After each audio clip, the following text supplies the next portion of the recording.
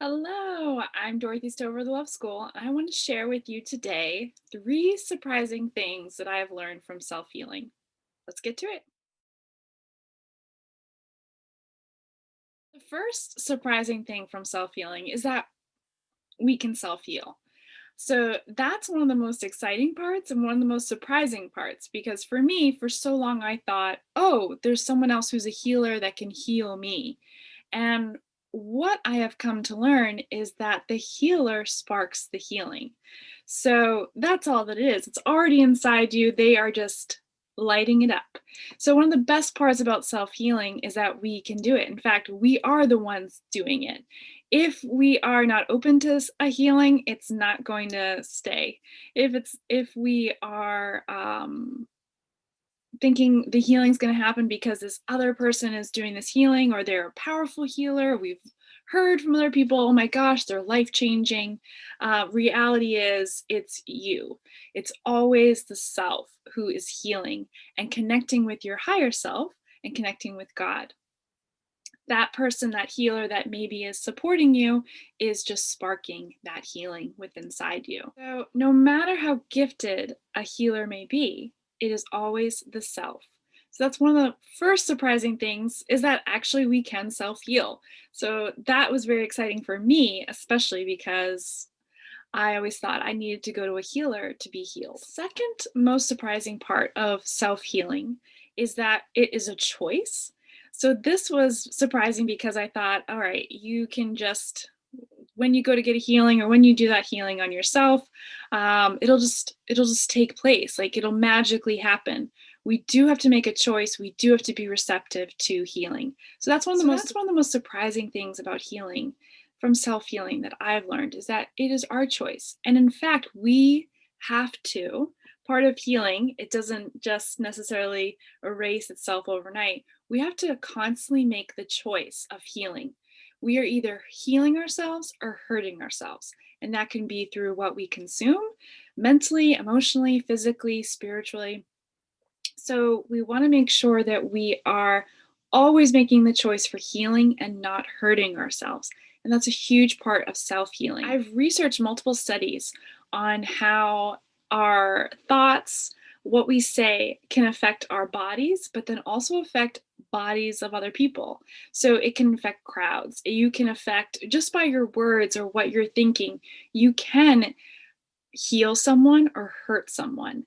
And what I mean by heal is again sparking that healing, but also strengthening them. There are studies that show that positive thought, prayer are extremely powerful for strengthening the body, as well as negative thoughts and thinking negatively about somebody else can weaken their body.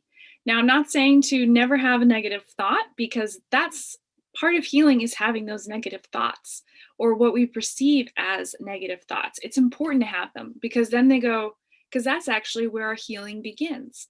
The healing begins on that negative thought and going, okay, is this healing or hurting me? And if it's healing you, fantastic. If it's hurting you, then adjust. So, part of self healing is to constantly be checking in, how am I hurting or how am I healing myself? How is this negative thought helping me, or how is this negative thought showing me what needs to be healed? So that's all just constant adjustments. So when it comes to our thoughts, certainly think the negative thoughts and allow those to show you what needs to be healed. When it comes to strengthening your body, you can reframe it and strengthen your body. And that helps to heal you as well. And don't forget to think, send those beautiful love thoughts, send love, send prayers to other people, because that helps to strengthen them as well. 100%. One of the most beautiful studies that I did read was about muscle testing. I've had this done myself, but they had a room full of people and they had one person come up to the front, and that person in the front was supposed to hold out their arm. And if the person who was doing the study could push down the arm, easily, or the other person who's doing the experiment, they would hold the arm and the other person wouldn't be able to push it down. So part of the whole room is when the leader of the experiment said to think negative thoughts about the person. So, negative thoughts, they found that the arm was weakened. It did not matter how strong that person was. If a room full of people were thinking negative thoughts about them, they weakened. Now, when the room changed, when the person reading the experiment asked for everyone to think positive thoughts, and again, this is the person who has the body testing, they don't know what is what. So when the group was thinking positive thoughts, their arm was strong. So power of prayer, we really do have powerful thoughts, and we can help other people through our thoughts as well to strengthen them. We can also weaken them. So know if there is someone out there that you're having a challenging time, you could be hurting them by sending out those negative thoughts. Now, again, you don't want to necessarily just forget about those negative thoughts, because that's showing you what needs to be healed, what wounds you have. So it is important to recognize those and then move forward with healing in some modality. So it is definitely part of healing to think the negative thoughts. Do know that your thoughts have power, not only for your body, but for someone else's body as well, and for the world. So you really can strengthen the world. Keep sending that love. The third surprising fact about self healing is that we all can do it, and it's not that hard. A lot of people make it to be that healing is some challenging part. The healing part, the part that's challenging to self healing is actually being receptive to it and letting go of the person you once were.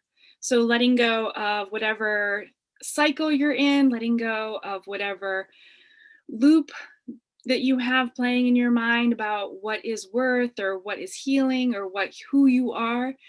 That is the most challenging part to let go of. It's not the healing. The healing, you just have to be receptive. Open up that channel, be receptive, allow whatever to happen. That's the easy part. The challenging part is when we say, oh gosh, I'm not worthy of this healing, or we have a pattern that we keep repeating. And if you go back to number 2, when you keep repeating the cycle, when you keep repeating a hurting cycle instead of a healing cycle. And part of this that is the best part of self-healing is that you do not need to be rich. You do not need any money for self-healing. You do not need another person for self-healing. That's the best part. A lot of people make you think, oh, you need to have, a Reiki practitioner, or you need to have this sort of powerful healer come to you, or whatever the case is.